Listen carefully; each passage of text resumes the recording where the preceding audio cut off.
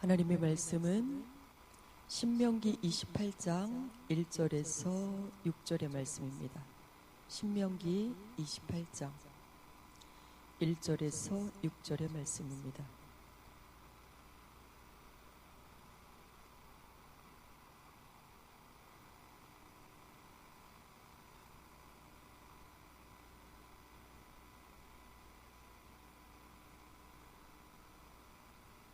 교독하십니다. 내가 내 하나님 여호와의 말씀을 삼가 듣고 내가 오늘 내게 명령하는 그의 모든 명령을 지켜 행하면 내 하나님 여호와께서 너를 세계 모든 민족 위에 뛰어나게 하실 것이라. 내가 내 하나님 여호와의 말씀을 청종하면 이 모든 복이 내게 임하며 내게 이르리니 성읍에서도 복을 받고 들에서도 복을 받을 것이며 내 몸의 자녀와 내 토지의 소산과 내 짐승의 새끼와 소와 양의 새끼가 복을 받을 것이며 내 광주리와 떡반죽 그릇이 복을 받을 것이며 내가 들어와도 복을 받고 나가도 복을 받을 것이니라. 아멘. 우리나라 선교사님이 무슬림 국가에서 기독교 학교를 세우셨는데 고등학교를 세우셨대요. 그런데 그 고등학생들에게 그렇게 질문을 했대요. 너희들이 단 한 가지의 소원만을 말할 수 있다면 그 한 가지의 소원이 무엇이냐? 그렇게 질문을 했대요. 그 학교가 그 지역에서 굉장히 명문 학교라네요. 그래서 이제 똑똑한 아이들이 모여있는 학교인데 이 고등학생 아이들이 하나같이 한 말이 오직 한 가지라면 우리는 천국을 소원합니다. 천국에 가는 것이 우리의 가장 큰 소원입니다. 무슬림 아이들이. 그 사람들도 천국을 믿거든요. 그래서 이 세상에 케냐가 굉장히 가난한 나라잖아요. 그래서 그 학교에 들어오는 아이들은 그 부모님이 동물이 가축이 있으면 그게 재산 목록 1위래요. 근데 그것들을 팔아가면서 아이들을 학교에 보낸다는 거예요. 그래야만 가족이 살 수 있고 일어날 수 있으니까. 그럼 이 아이들에게 꿈이 뭐가 되겠어요? 정치인이 된다든지 의사가 된다든지 그래서 내 가족을 살려야 되는 그런 사명을 띤 아이들이 오직 한 가지의 소원을 말한다면 나는 천국에 가는 걸 소원입니다. 한 명도 예 없이 그렇게 말을 했다는 거예요. 무슬림들에게 있어서도 천국에 대한 믿음은 절대적입니다. 그들이 그렇게 믿는 만큼 그들에게 행위가 따르는 것을 볼 수 있어요. 그렇죠? 이 무슬림들의 신앙 무섭습니다. 자살 테러를 감행해요. 천국에 간다고 믿기 때문에 명예살인 합니다. 심지어 가족들도 개종하면 가족들이 죽여요.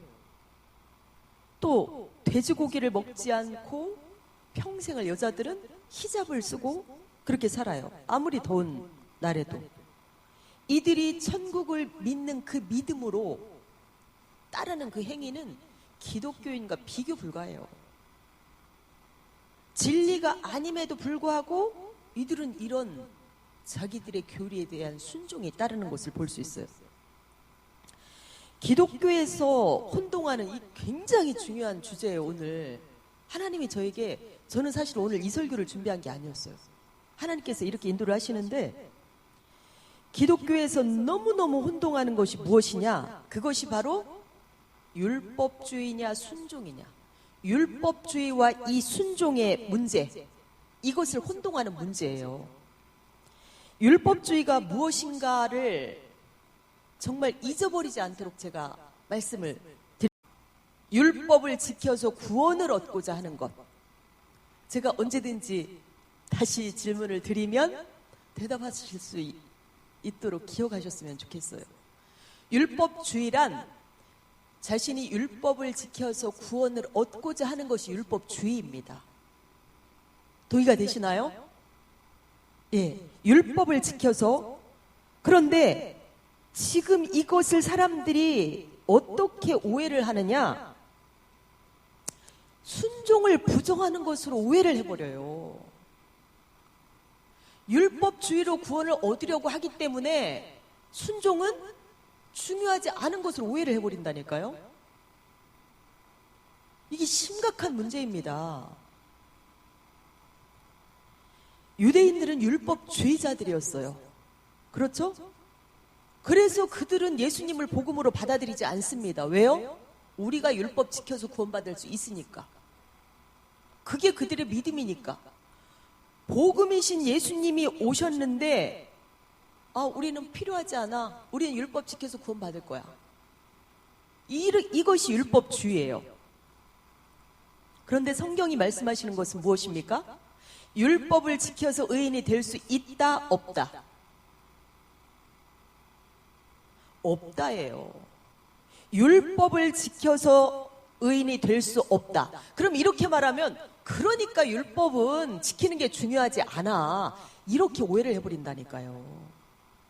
그런데 성경이 말씀하시는 건 뭐냐면 율법을 지킴으로 나는 죄인이구나. 그것을 깨달으라고 율법을 주셨다는 거예요. 그럼 율법을 안 지키는 사람이 그거를 깨달을 수 있다, 없다? 없다는 거예요. 율법을 안 지키는데 나는 죄인이구나. 그것을 깨달을 수 있다는 거예요. 지금 이것을 오해하니까 율법 폐기론이 일어나는 거예요. 교회 안에서. 율법 폐기론이 일어나요. 율법을 지켜서 의인이 될 수 없어. 그러니까 율법은 우리에게 중요하지 않아. 이게 얼마나 심각한 이 사탄의 교란이에요. 율법이 필요 없습니까? 율법을 진실하게 지켜보고자 하지 않은 사람이 내가 죄인이구나라는 것을 깨달을 수 있을까요? 절대로 그런 일은 있을 수가 없어요. 정말 진실하게 율법을 지킨 사람들은 나는 죄인이구나. 그런데 바리새인들은 그것을 느끼지 못했죠. 왜 그랬을까요? 이 사람들은 진실하게 율법을 지키지 않았어요. 껍데기로 율법을 지켰어요. 그것을 누가 폭로해주고 계십니까? 예수님이 그것을 폭로하고 계세요. 너희들은 진실하게 율법을 지키지 않았어. 그러니까 너희 자신이 죄라는 걸, 죄인이라는 걸 알지 못하는 거야. 어디에서 말씀하세요? 마태복음 23장 23절의 말씀입니다. 다 함께 읽어보십니다. 시작. 화 있을진저 외식하는 서기관들과 바리새인들이여, 너희가 박하와 회향과 근처의 11조는 드리되 율법에 더 중한 바 정의와 긍휼과 믿음은 버렸도다. 그러나 이것도 행하고 저것도 버리지 말아야 할지니라. 이 바리새인들이 율법을 어떻게 지켰다는 거예요? 중심은 하나도 없다는 거예요. 그 마음의 진실함은 하나도 없다는 거예요. 껍데기로만 지키고 있다는 거예요. 만약 이들이 진실함으로 율법을 지켰다면 내가 헌금을 드리는데 내 속에는 어때요? 너무너무 아까워. 너무너무 아까워. 그러니까 어떻게든 편법을 쓰려고 해. 구제를 하는데도 내가 율법으로 구원을 받아야 하니까 의무적으로 하는 거예요. 사랑으로 합니까? 그러니까 예수님 뭐라고 말씀하세요? 너희들은 중심은 없어. 율법보다, 너희가 생각하는 율법의 형식보다 더 중요한 너희들 마음속에 정의, 긍휼, 믿음, 이것은 없다. 너희들은 외식하는 자들이야. 껍데기로 율법을 지키고 있다는 것입니다. 진실하게 율법을 지키지 않았다는 거예요.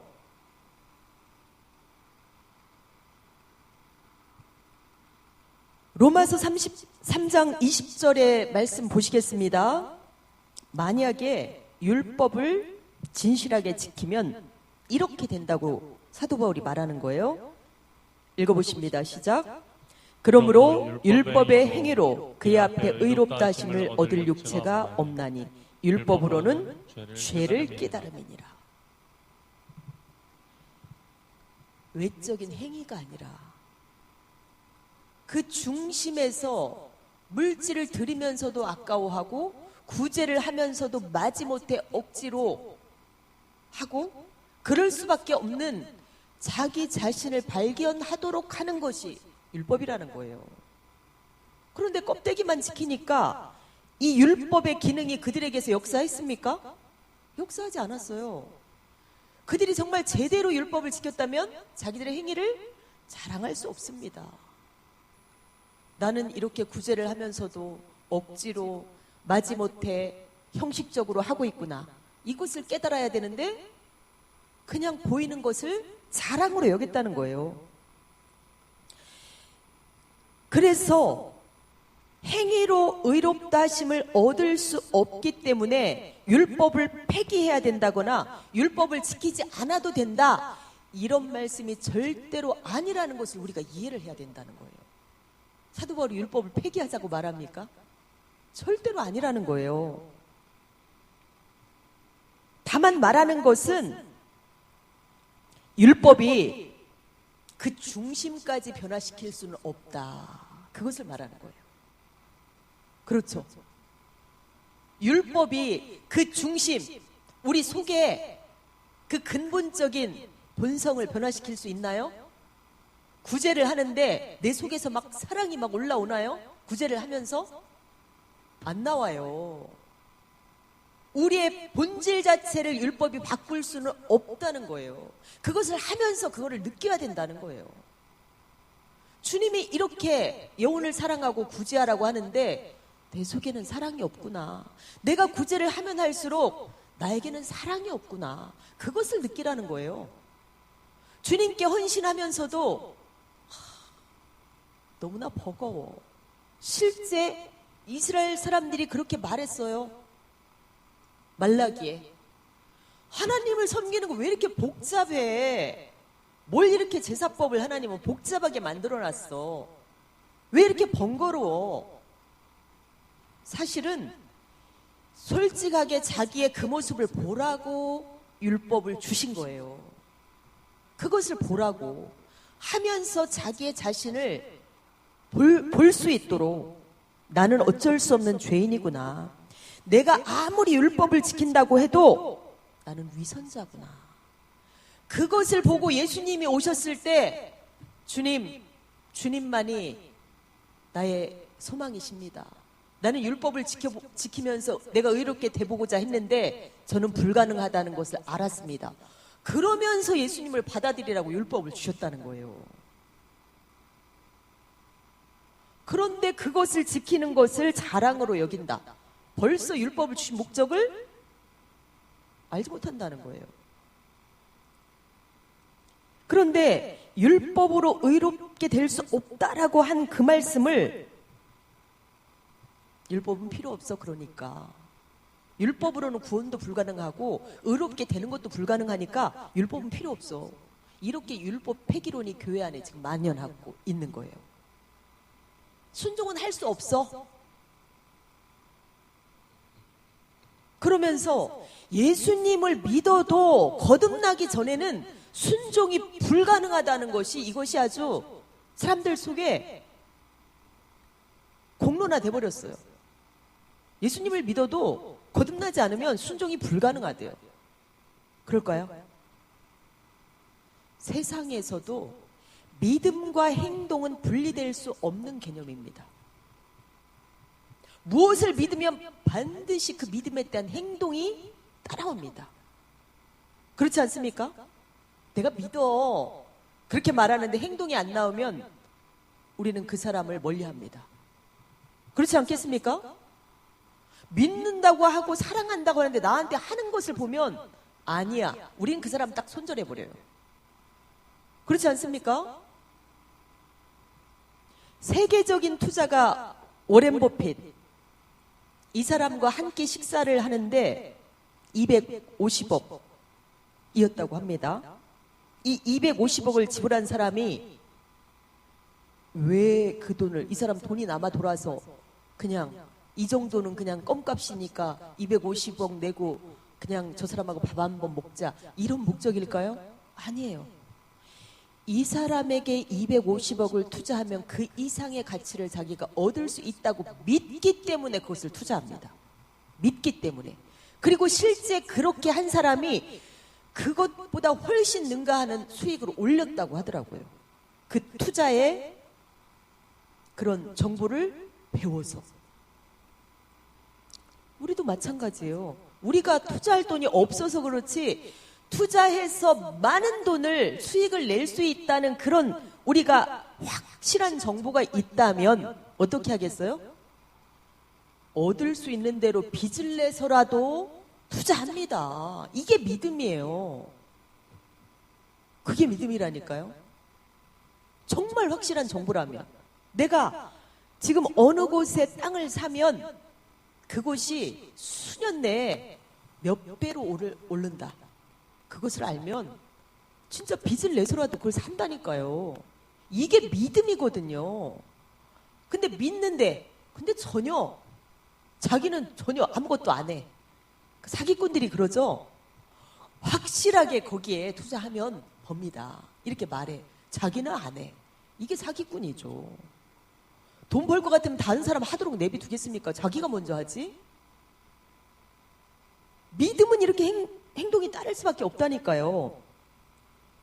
성령이 없는 이단들 얼마나 열심히 합니까? 그들 믿기 때문에, 자기들의 교리를 믿기 때문에 우리가 지금 지난 8월부터 온양 온천역에서 매일 전도를 하고 있죠. 그런데 제가 놀란 것이 무엇이냐면 제가 그 사람들 때문에 동기부여를 더 받습니다. 도를 아십니까?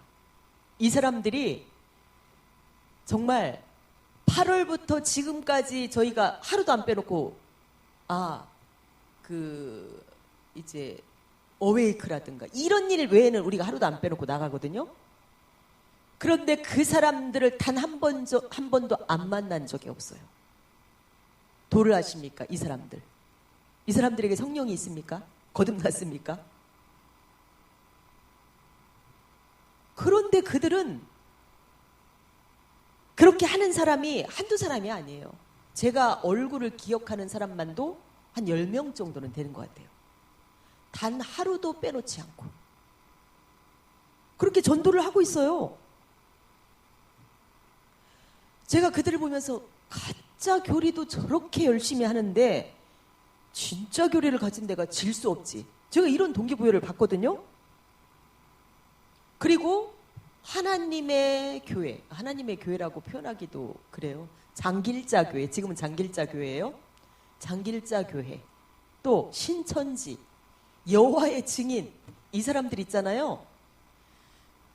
온양역에 가보면 제일 열심히 안 하는 사람들이 기독교인들입니다. 이게 얼마나 아이러니한 일입니까?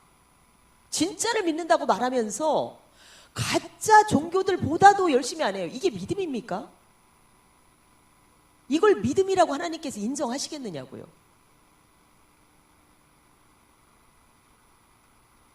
무속인들이 귀신을 섬기는 거 보면 정말 놀랍습니다. 새벽 3시에 일어나서 찬물로 목욕 제기해요. 왜 찬물로? 그래야 더 귀신이 더 좋아하는가 보죠. 그리고 불심 깊은 불자들이 부처를 섬기는 것, 기독교인들 저리 가라예요. 이 사람들에게 성령이 없는데 그렇게 합니다. 성령을 받지 못하면, 거듭나지 못하면 순종이 불가능합니까? 성경에도 이것은 맞지 않는 이야기예요. 들어보세요. 부자 청년이 예수님께 왔어요. 예수님이 그에게 뭐라고 말씀을 하세요? 너 나를 따르려면 네 전재산 팔아서 다 나눠주고 나 따라와라. 그래서 그 사람이 가버렸어요. 그럼 우리는 뭐라고 말하겠어요? 아니, 예수님 너무하신 거 아니에요? 그 사람 아직 거듭나지도 못했는데 거듭나면 차차 하겠죠. 왜 전재산 먼저 팔고 오라 그래서 저 사람 가게 합니까? 지금 기독교인들이 예수님한테 그렇게 따질 거예요. 그렇지 않습니까? 아니, 거듭나면 하겠죠. 아니, 저렇게 좋은 성도가 될 사람을 열심히 율법을 그렇게 지켰다고 하지 않습니까? 거듭날 때까지 기다려줘야지. 예수님이 그렇게 말씀하셔서 저 사람 영원히 떠난 거 아닙니까? 우린 예수님한테 이렇게 따질 거예요. 그런데 예수님 무엇을 보셨어요? 얘는 돈만큼도 나를 원하지 않아. 그 말씀이세요. 돈만큼도 나를 원하지 않는 그 사람에게 예수님을 주시겠습니까? 안 주신다니까요. 지금 네 손에, 한 손에는 예수님과 한 손에는 돈이 있어. 무엇을 선택할래? 그거 말씀하고 계시는 거예요. 우리가 지금 주님을 따라가는데 나를 붙잡고 있는 것들이 있습니다. 한 손에는 세상, 내가 즐기는 것들, 돈, 우리 각자는 다르겠지만 한 손에는 그것을 붙잡고 있고 한 손에는 예수님을 붙잡고 있어요. 너 무엇을 선택할래? 그거 버려. 그래야 나를 줄 거야. 이렇게 말씀하고 계시는 거예요. 그런데 우리는 거듭나면 버리겠죠. 어떻게 이걸 버립니까? 나는 버릴 수 없어요.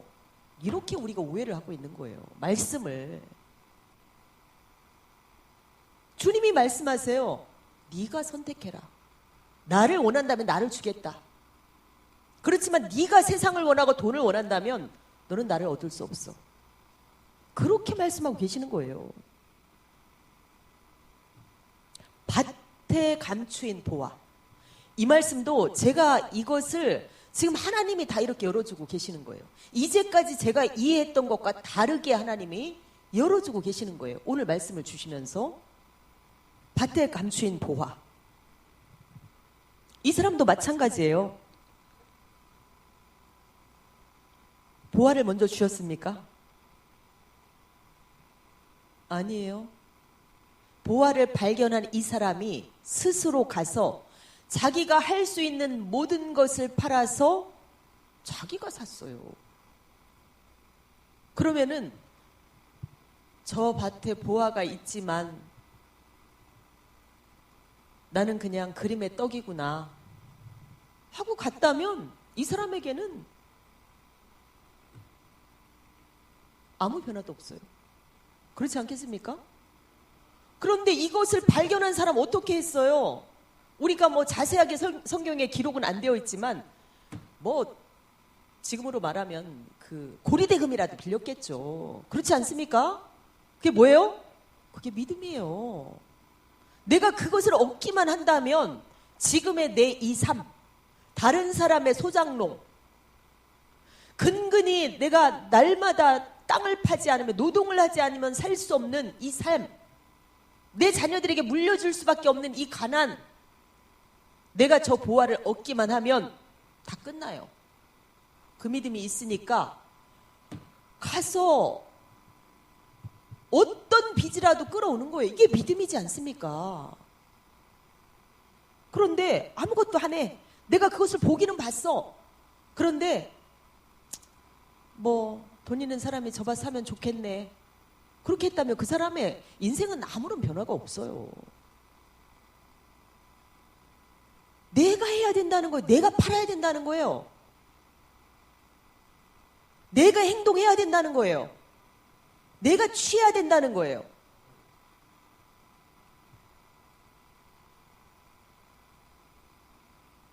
예수님을 따르기 위해서는 내 모든 것이 지불되어야 된다. 그게 크고 작음은 아닙니다. 예를 들어서 금액이 정해졌다. 예수님을 얻으려면 100억이 필요하다. 그러면 얻지 못할 사람 너무너무 많죠. 몇 사람이나 얻겠습니까? 그렇죠? 그런데 예수님이 원하시는 건 뭐예요? 너의 전부이면 된다는 거예요. 너의 전부. 100억이 있는 사람에게는 100억이 지불돼야 되고 10,000원밖에 없는 사람에게는 그 10,000원이 이거 먹고 굶어 죽어야 되는 돈이에요. 그렇죠? 그런데 예수님이 원하시는 건 뭐예요? 전부여야만 한다는 거예요. 나의 전부. 그 금액이 크냐 적냐가 아니에요. 너의 전부냐. 이것을 말씀하시는 거예요. 너의 전부냐.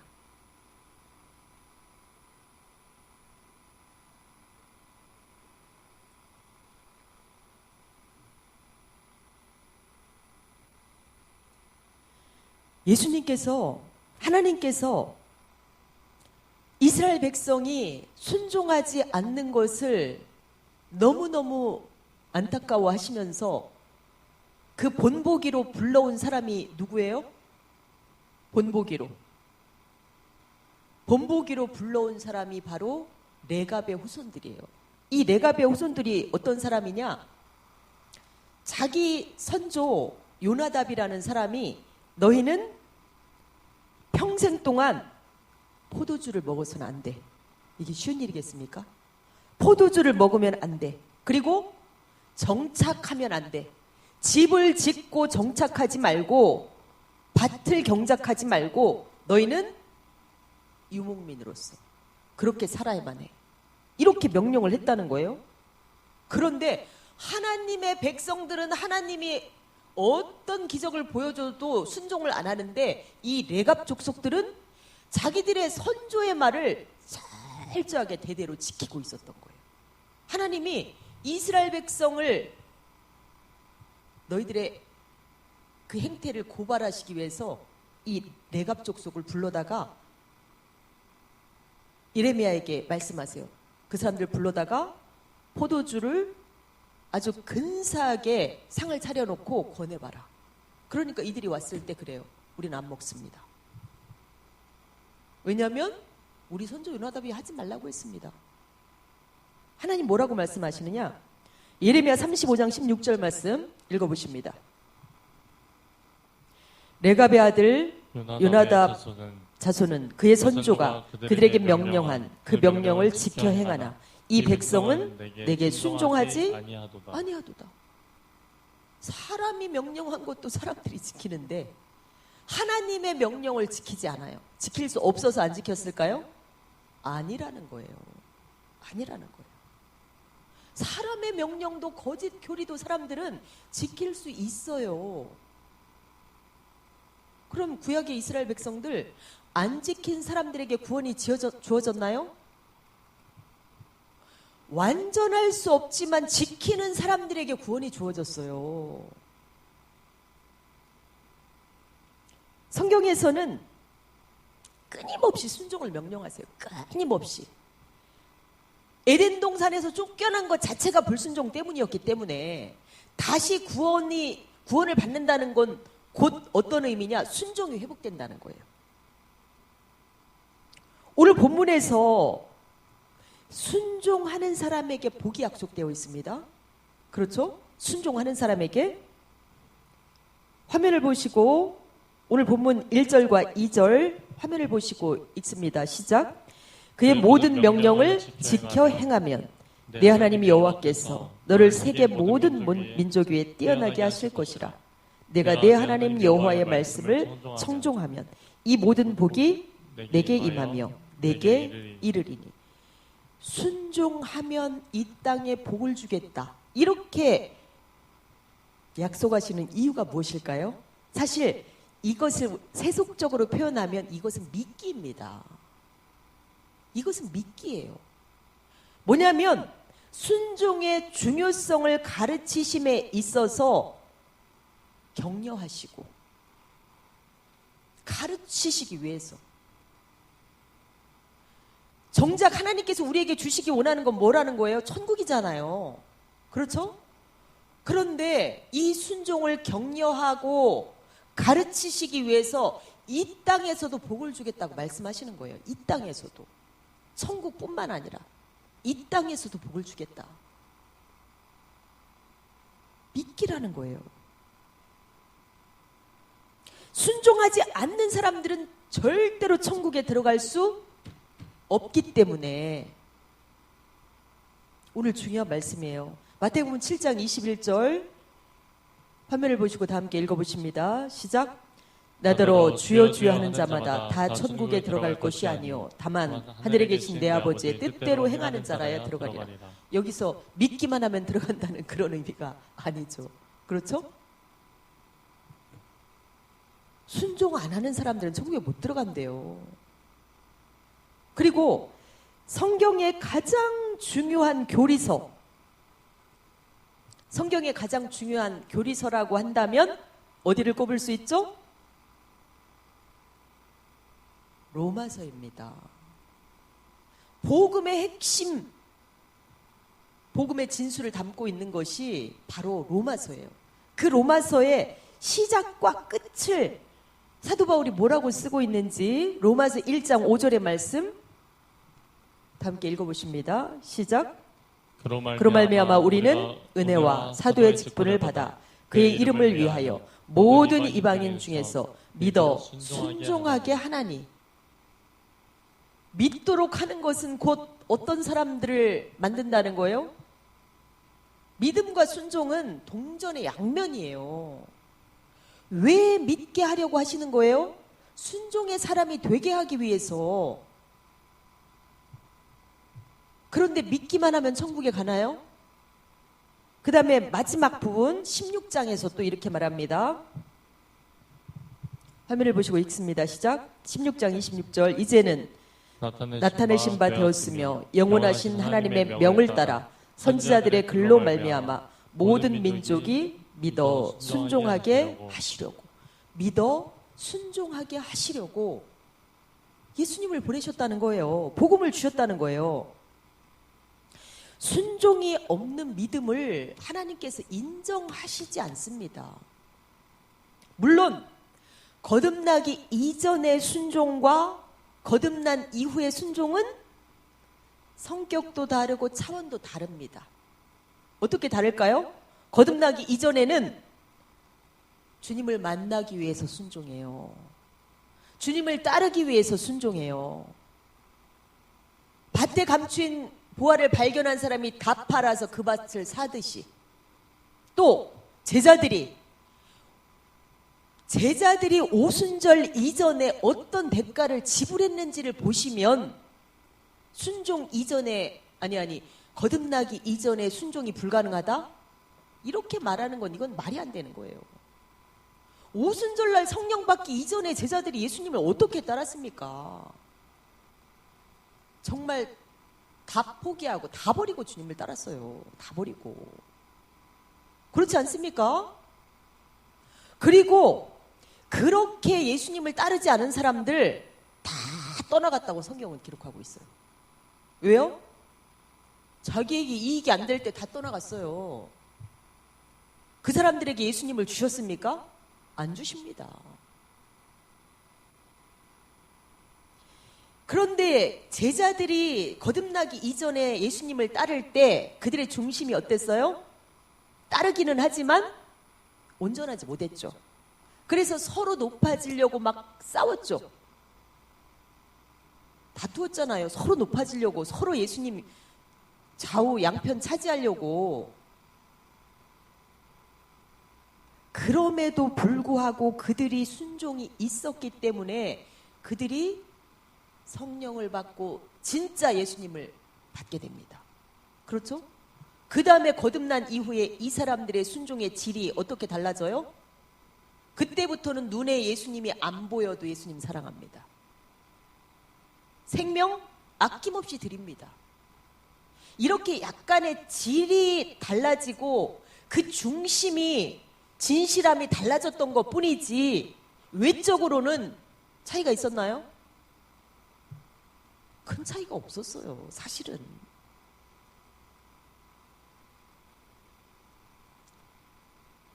제가 굉장히 좋아하는 이런 분들이 이제 제 멘토시죠.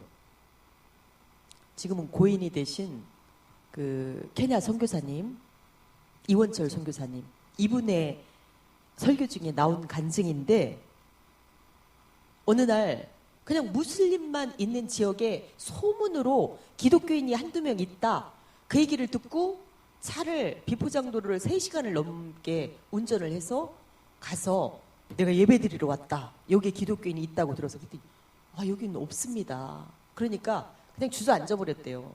내가 3시간이나 왔는데 한번 좀 찾아봐라. 근데 그 사람들이 이 사람을 다 존경한대요. 무슬림인데도, 선교사님을. 왜냐하면 모든 어려움을 이분이 다 도와주니까 10년이 넘도록, 그 무슬림들을 10년이 넘도록 그렇게 할 수 있는 모든 것을 도와주니까 무슬림들이 이분을 굉장히 존경한대요. 그래서 막 배척하질 않는데요. 그래서 기독교인 좀 찾아달라. 그러니까 이제 예전에 교회 한번 나가본 청년 한 명 데리고 오고 그 친구 무슬림 친구 한 명 데리고 오고 이렇게 해서 이제 예배가 시작되는데 이 사람들은 무슬림도 결국에는 그 위에는 하나님이라고 생각을 하잖아요. 그렇죠? 그러니까 이제 몇 사람이 하나님의 말씀이라고 하니까 우리도 한번 들어보겠다 이러고 와서 말씀을 들었대요. 그런데 거기에서 한 50 정도 되는 이 한 가장이 이 복음을 들으면서 무슬림들도 선행구원이에요. 그 사람들도. 왜냐하면 예수님을 통한 죄사함이 있나요? 없죠. 그러니까 이 사람들은 철저하게 선행구원이에요. 선행을 통한. 그런데 이원철 선교사님이 선행으로는 어느 누구도 구원에 이를 수는 없다. 그래서 예수님을 하나님이 주셨다. 이 예수님을 믿으면 네가 선행으로 해결할 수 없었던 그 죄가 해결되고 너는 천국에 들어갈 수 있다. 이것을 전하니까 이분이 그걸 받아들인 거예요. 아, 그러냐고. 왜냐하면 자유함이 없었거든요. 이 사람들 엄청 두려워한다네요. 그러니까 고등학생 전원이 우리는 천국에 들어가기를 소원합니다. 이렇게 말했죠. 그 두려움이 항상 있다는 거예요. 그런데 예수님으로 가능하다 하니까 내가 믿겠다 한 거예요. 그래가지고 자기가 이제 그 부족을 다니면서 예수님을 믿으면 우리가 선행으로 이제까지 자유함 없었던 그게 해결된다. 그걸 막 얘기를 하고 다니면서 여기도 교회를 지어주세요. 자기 땅을 내놔버린 거예요. 그러니까 이제 무슬림들이 난리가 난 거예요. 납치를 해버렸어요. 실종이 돼버렸어. 그런데 이 사람이 그때 거듭났느냐? 거듭나지 않았어요. 이제 보화를 발견한 거야. 예수님이라는 보화를 발견한 거야. 그래서 예수님을 막 믿으려고 하고 자녀들에게도 너희들도 예수님 믿어야 돼. 근데 이제 자녀들이 이제 말을 안 듣죠. 그러한 와중에 실종이 돼버렸어요. 납치를 당해버렸어요. 그래갖고 이제 그 이원철 선교사님 온 교회가 기도를 했어요. 막 중보 기도를 열심히 했어요. 돌아오게 해주세요. 근데 이원철 선교사님 마음이 어떤 마음이 드냐면 하나님 믿음을 주셔서 끝까지 그 믿음을 포기하지 않게 해주세요. 그것을 기도했다는 거예요. 그런데 하나님께서 그에게 아마도 그 과정 중에 거듭나게 하시고 그 믿음을 주셨겠죠. 그렇죠? 한 2주 후에 이 사람의 시신이 발견이 됐어요. 만약에 바로 죽였다면 거기는 뜨거운 나라니까 시신이 부패하겠죠? 그런데 아주 깨끗한 시신이 발견된 거예요. 그게 어떤 이유냐면 이 사람들은 개종을 하면 회유를 할 때 첫째는 재물을 준대요. 재물을 주고 회유를 시킨대요. 안 되면 예쁜 아내를 얻어준대요. 그래도 안 되면 그 다음에는 이제 협박을 하는 거예요. 죽이겠다. 그런데 이 사람이 끝까지 거기에 넘어가지 않은 거예요. 하나님은 은혜를 주신 거죠. 그렇죠? 그래서 이 사람이 믿음을 포기하지 않고 순교를 한 거예요. 그러고 나니까 이 담대한 아내가 내 남편이 저 정도로 죽음을 각오했다면 이건 진리겠구나. 나는 내 남편의 신앙을 따르겠다. 자녀들에게 말했어요. 너희들도 결정해라. 그 자녀들이 다 우리 아빠가 저렇게 목숨을 걸 정도라면 이게 진리겠다. 그 지역이 다 보고마가 돼버렸어요. 무슬림들이 도망가 버렸어요. 이게 거듭난 사람의 신앙이 아니었다니까요. 그 출발이. 보화를 발견한 사람은 그렇게 할 수 있다는 거예요. 우리가 아무것도 지불하지 않고 보화이신 예수님을 얻을 수가 없어요. 역대하 7장 14절에 말씀하십니다. 하나님이 우리를 어떻게 부르고 계시는가? 다 함께 읽어보십니다. 시작. 내 이름으로 일컫는 내 백성이 그들의 악한 길에서 떠나 스스로 낮추고 기도하여 내 얼굴을 찾으면 내가 하늘에서 듣고 그들의 죄를 사하고 그들의 땅을 고칠지라. 교회 안에 들어왔다고 다 거듭난 하나님의 백성인가요? 아니에요. 하나님의 초청장을 받은 거예요. 그럼 이 사람들 어떻게 해야 된다는 거예요? 스스로 악한 길에서 떠나서 주님 앞에 납작하게 자기의 모든 것보다 나는 주님을 원합니다. 내가 이제까지 즐기던 세상의 즐거움보다 나는 주님을 더 원합니다. 내가 그렇게 내 인생을 지켜줄 거라고 믿었던 돈보다도 나는 주님을 더 원합니다. 이런 사람들을 주님께서 만나주신다는 거예요. 그들의 죄를 사하고 그 땅을 고쳐주시겠다. 뭐예요? 땅. 내 존재와 내 삶의 모든 터전, 모든 것을 하나님께서 송두리째 바꿔주시겠다는 거예요.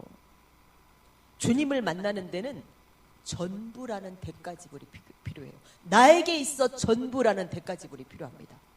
주님을 만나기를 원한다면. 거듭나면 그렇게 할 수 있겠죠? 아닙니다. 먼저 팔아서 그 밭을 사야 돼요. 먼저 팔고 예수님을 따라야만 예수님을 얻을 수 있어요. 누가복음 16장, 14장 26절에서 28절의 말씀, 26절, 27절 먼저 읽습니다. 시작.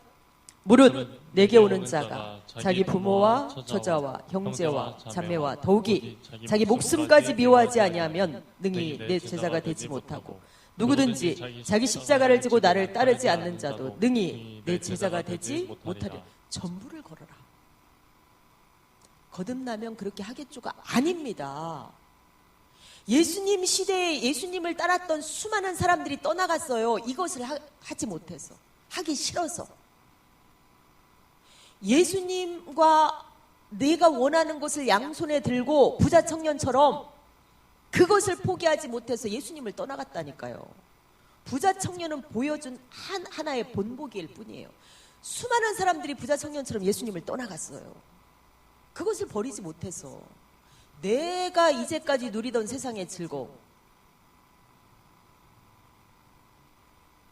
그 다음에 이 말씀과 이어서 하는 말씀이 뭐예요? 비용을 계산해라. 28절의 말씀 읽습니다. 시작. 너희 중에 누가 망대를 세우고자 할진대 자기의 가진 것이 준공하기 족할는지 먼저 앉아 그 비용을 계산하지 않겠느냐.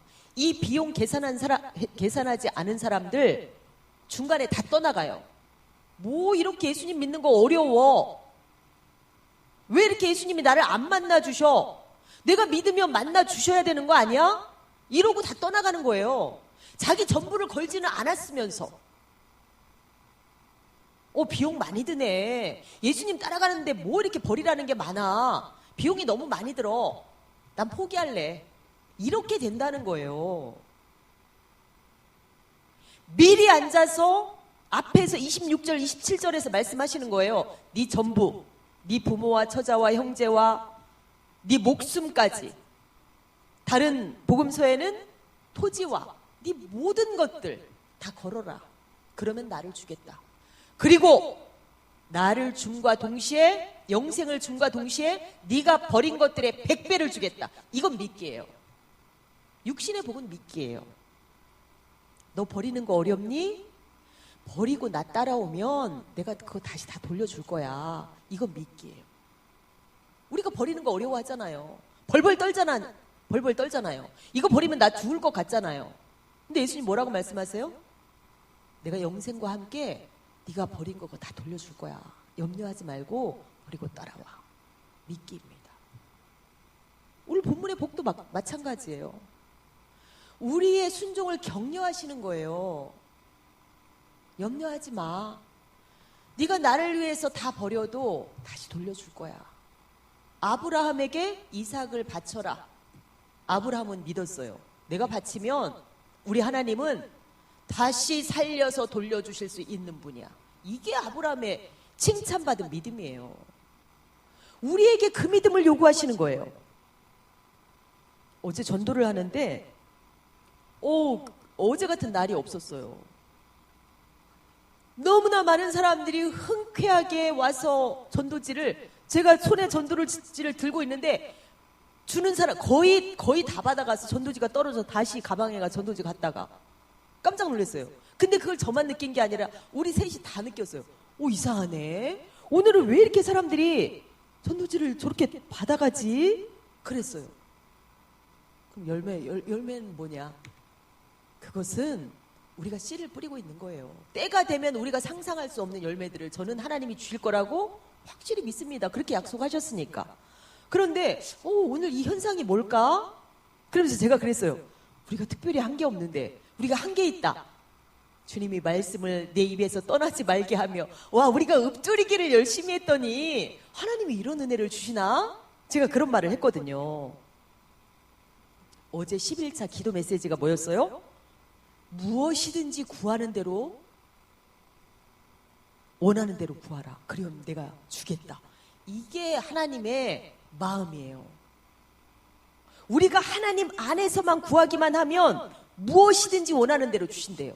우리가 정말 주님을 사랑하고 내 전부를 거는 사람에게는 무엇이든지 원하는 대로 주신대요. 놀랍지 않습니까? 요한복음 14장 21절 말씀 읽어보십니다. 나의 계명을 지키는 자라야 나를 사랑하는 자니 나를 사랑하는 자는 내 아버지의 사랑을 받을 것이요 나도 그를 사랑하여 그에게 나를 나타내리라. 사랑하는 사람 반드시 순종한대요. 계명을 지킨대요. 그 사람들에게 하나님께서 기꺼이 나를 나타내 주겠다. 뭐 환상 보여주시겠다는 거예요? 아니에요. 기도하는 것마다 응답해 주겠다는 거예요. 순종하는 사람들에게. 그런데 내 전부를 걸리지도 않고 버리지도 않고 따르지도 않으면서 왜 내 기도 응답 안 해주세요? 왜 나 안 만나주세요? 우리가 오해하고 있는 거예요. 우리가 예수님께 모든 것을 걸 수 있는 이유가 무엇일까요? 모든 것을 걸 수 있는 이유. 아까 그 케냐 50대 그 성도 가장이 모든 것을 걸 수 있는 이유가 무엇이었을까요? 바로 이 말씀입니다. 이 말씀이 우리 이제 이번 주 읊조리기 말씀입니다. 이사야 53장 5절 말씀이에요. 다 함께 읽습니다. 시작. 그가 찔림은 우리의 허물 때문이요 그가 상함은 우리의 죄악 때문이라. 그가 징계를 받음으로 우리는 평화를 누리고 그가 채찍에 맞음으로 우리는 나음을 받았다.